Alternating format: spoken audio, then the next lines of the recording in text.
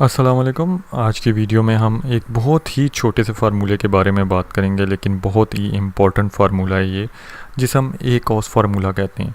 ए cosine या inverse of cosine जो है वो आपके पास एक ऐसा फार्मूला है जो आपको एंगल प्रोवाइड करता है किसी भी नंबर का। लेकिन एंगल प्रोवाइड करने की एक शर्त है कि आपके पास वो नंबर जो है ज़ीरो से पी आई तक रेंज करना चाहिए।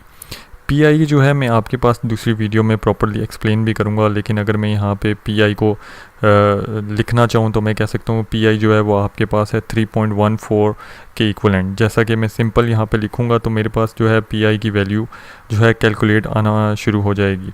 तो मैं अगर यहाँ पे लिखता हूँ -1 तो मेरे पास जो है पी आई की वैल्यू 3.14159 मेरे पास आ रही है अभी इस टाइम के ऊपर। तो अगर मैं चाहता हूँ कि मैं ए कॉस किसी भी नंबर का ढूंढूँ कि उसके पास जो है मेरा एंगल क्या बनता है, तो मैं इसके अंदर सिंपल जो है वो नंबर जो है मैं राइट करूँगा 0.5।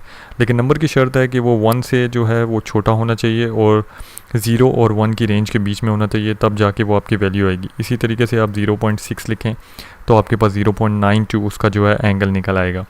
इस फंक्शन को जो है हम डिग्रीज़ के फंक्शन के साथ भी यूज़ करते हैं। अगर मैं सिंपल लिखूँ डिग्रीज़ और जो मेरे पास रेडियन है, जो ऊपर वैल्यू मेरे पास आ रही है वो भी रेडियंस में है, उसको मैं डिग्रीज़ के अंदर कन्वर्ट करना चाहूँ तो मैंने सिंपल जो है वैल्यू सेलेक्ट करनी है जिसके साथ जो है मैं जिसे कन्वर्ट करना चाहता हूँ। तो मैंने क्लिक किया तो मेरे पास जो है इसने इसका जो है एंगल जो है आपके पास कन्वर्ट करके दे दिया, जो आपके पास बनता है 53.13। इसी तरीके से अगर मैं इसे चेंज करूँगा तो आपके पास जो है वो 60 डिग्री का एंगल आ गया। और मैं इसको माइनस के अंदर भी यूज़ कर सकता हूँ। तो देखें आपके पास एंगल चेंज होता जा रहा है। ये जो डिग्रीज़ का फंक्शन है इसको मैं सेपरेटली एक वीडियो के अंदर एक्सप्लेन भी करूँगा कि आप डिग्रीज़ का फंक्शन किस तरीके से यूज़ करते हैं, और पी के फंक्शन को भी मैं फ़र्दर में एक्सप्लेन कर दूँगा आपको। तो ये थी एक छोटी सी वीडियो ए कॉस फंक्शन के बारे में, जो एक मैथमेटिकल आपके पास फंक्शन है और एक इम्पॉर्टेंट फंक्शन है जो काफ़ी टाइम एंगल्स कैलकुलेट करने के लिए यूज़ होता है।